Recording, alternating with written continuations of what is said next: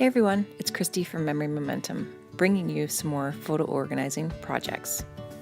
A walk down memory lane as a birthday present.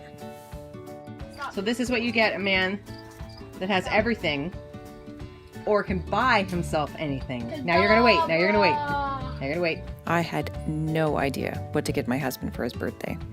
And since I'm a photo organizer, I thought, why not photos?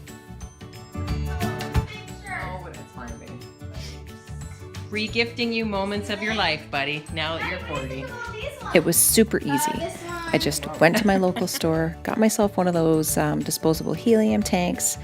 I printed off about 100 photos. I punched a hole into each corner, then used string that I had at my house to tie the photo to the balloon. Now, a little tip, don't blow the balloons up too early in the morning because they will start to fall by the end of the afternoon, but that was okay. It made a really fun and unique photo gift, one that my husband and my kids enjoyed. And hey, after your walk down memory lane, you guys get to do this. Yeah, just do it normal. Okay, so guys, I gotta tell you something really serious right now. I have gotten a voice change.